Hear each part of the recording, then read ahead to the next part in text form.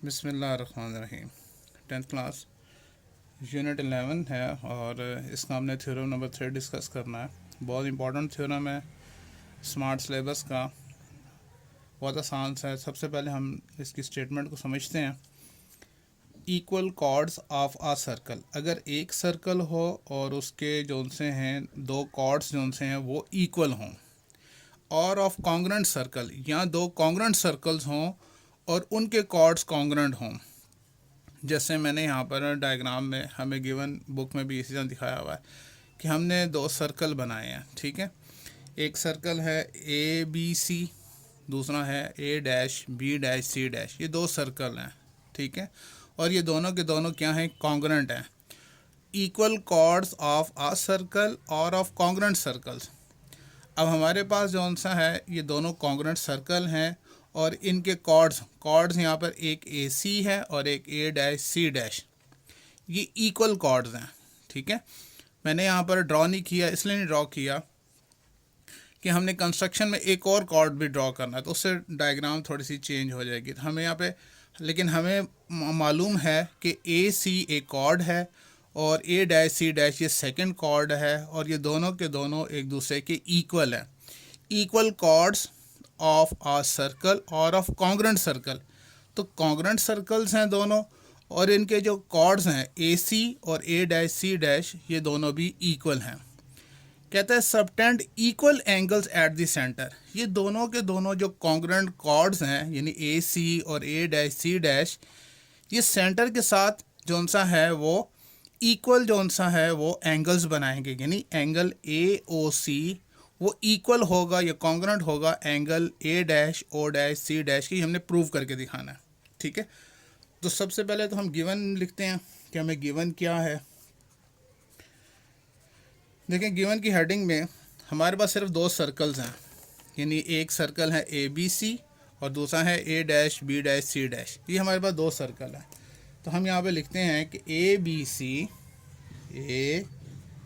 C and A dash B dash C dash are two congruent. ये दोनों के दोनों जो से वो कॉन्ग्रेंट सर्कल्स हैं।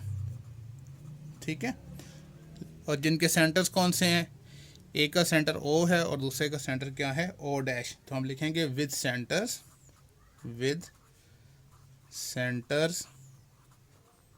ओ एंड ओ डैश रिस्पेक्टिवली, बिल तरतीब।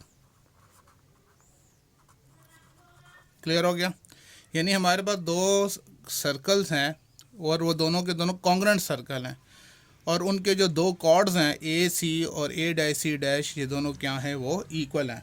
हमने साथ में ये भी बता देना है सो दैट, ठीक है, सो दैट कि ए सी जौन सा है यानी ये कॉर्ड किसके इक्वल है, equal to A dash C dash के। ये दोनों कॉर्ड्स एक दूसरे के इक्वल हैं। ठीक हो गया, यहाँ से आके जो सा हमने प्रूव करके ना, they subtend equal angles at the centre, यानी ये कॉर्ड और ये कॉर्ड सेंटर के साथ इक्वल एंगल जो सा है वो बनाएंगे। यानी हमने जो प्रूव करना है, प्रूफ की हेडिंग में हम लिखते हैं टू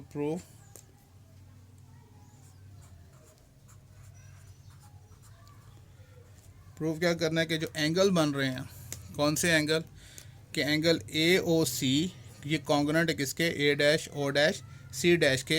ये हमने प्रूव करके दिखाना है। ठीक है, कि एंगल ए ओ सी ये क्या है, कॉन्ग्रेंट हैं या इक्वल हैं angle A dash O dash C dash के।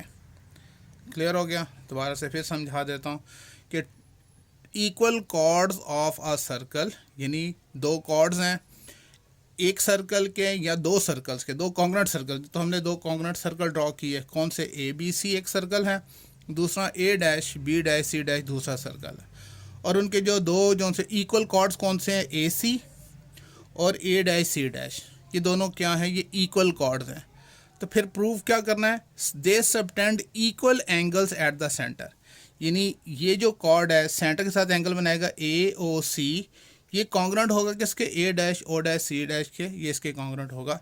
तो हमने ये वाला एंगल इस एंगल के कॉन्ग्रेंट होगा या इक्वल होगा, ये हमने प्रूव करके दिखाना। नेक्स्ट स्टेप जो हम जानते हैं वो होता है कंस्ट्रक्शन का। तो हम कंस्ट्रक्शन की हेडिंग में इस थ्योरम को थोड़ा सा चेंज करेंगे, ठीक है। हम 9th में भी ये पढ़ चुके हैं, एक ऐसा थ्योरम था जो जिस चीज़ को प्रूव करना होता है उसी को हम थोड़ा सा डिनाई कर देते हैं कि फ़र्ज़ करें कि ऐसा नहीं है। तो हम यहाँ पे भी ये लिख लेते हैं, लेट इफ़ पॉसिबल, अगर ये मुमकिन हो तो, कि मेजर एंगल ए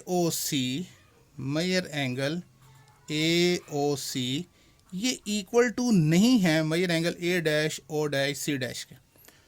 हम ये फ़र्ज़ कर लेते हैं कि ये जो एंगल है जो सबटेंड कर रहा है सेंटर के साथ, यानी ये जो कॉर्ड ए सी और ए डैश सी डैश, ये जो दोनों कॉर्ड इक्वल कॉर्ड्स हैं, जो सेंटर के साथ जो एंगल सबटेंड कर रहे हैं, वो फ़र्ज़ करते हैं कि एक दूसरे के इक्वल नहीं है। देन कंसिडर, तो फिर इस तरह से फ़र्ज़ करें, देन कंसिडर कि एंगल ए ओ सी ये किसके कॉन्ग्रेंट है, angle A dash O dash D dash. एक और पॉइंट हम ले लेते हैं, ठीक है, A dash O dash D dash. तो इस तरह से हमें कंस्ट्रक्शन में हम डॉटेड लाइन से इसको ड्रॉ कर लेते हैं कि हमने कहा फ़र्ज़ करते हैं कि एंगल जोन से हैं वो एक जैसे नहीं है। तो फिर हम क्या करते हैं, हम ये वाला एंगल बना लेते हैं। तो कंस्ट्रक्शन हमें पता है हमेशा डॉटेड लाइन से उसको शो करते हैं, ठीक हो गया। तो इस तरह से हमने ये कहा कि जो एंगल ए ओ सी है ये कॉन्ग्रेंट है A dash O dash D dash के कॉन्ग्रेंट है। ये हमने कंस्ट्रक्शन में कहा। अब हमने क्या करना है, इसको प्रूफ करना, और प्रूफ के लिए हम क्या करते हैं, टेबल बनाते हैं, ठीक है। एक तरफ स्टेटमेंट लिखते हैं और एक तरफ रीजंस लिखते हैं। अच्छा देखिए, प्रूफ में तो सबसे पहले हमने क्या चीज़ डिस्कस करनी होती है, वो चीज़ जो हमने कंस्ट्रक्शन में एक नई चीज़ की है। हमने ये कहा कि जौन सा है, फ़र्ज़ करें कि जौन सा है ए ओ सी जो एंगल है ये क्या है, ये कॉन्ग्रेंट नहीं है या इक्वल नहीं है A dash O dash C dash के। फिर क्या किसके कॉन्ग्रेंट, फ़र्ज़ करें कि ए ओ सी ये जो एंगल है ये A dash O dash D dash के इक्वल है। ये दोनों एंगल इक्वल हैं, हमने कंस्ट्रक्शन में अज्यूम कर लिया, ठीक है। तो सबसे पहले हम इसको डिस्कस कर लेते हैं। जैसे कि हमने कहा कि एंगल ए ओ सी ये क्या है, ये कॉन्ग्रेंट है किसके, angle A dash O dash D dash के, ओ डैश डी डैश। और ये बात हमने कहा कि ये हमने कंस्ट्रक्शन में ये बात की है, ठीक है। अगर ये एंगल और ये एंगल दोनों सेम है, यानी एंगल ए ओ सी ये कॉन्ग्रेंट है angle A dash O dash D dash के साथ, ये एंगल कॉन्ग्रेंट है, तो फिर ये जो कॉर्ड ए सी है ये भी जौन सा है वो कॉन्ग्रेंट होना चाहिए ए डैश डी डैश के साथ, ठीक है ना। थ्योरम के मुताबिक जो दो इक्वल कॉर्ड्स जब होते हैं दो कॉन्ग्रेंट सर्कल पे, तो वो जौन सा है सेंटर के साथ सेम एंगल जौन सा है, दोनों का एंगल जौन सा है वो सेम एंगल बनाते हैं। तो अगर हम ये कह रहे हैं कि ये एंगल और A dash O dash D dash ये सेम है, तो फिर ए सी जो कॉर्ड है, देयरफॉर मैं यहाँ लिखता हूँ कि ए सी जौन सा है ये जो कॉर्ड है ये कॉन्ग्रेंट किसके होगा, ए डैश डी डैश, जो हमने एक और पॉइंट लिया है ए डैश डी डैश, ठीक है। तो ये क्या, ये थ्योरम भी है हमारा क्या, कि arcs subtended y equal central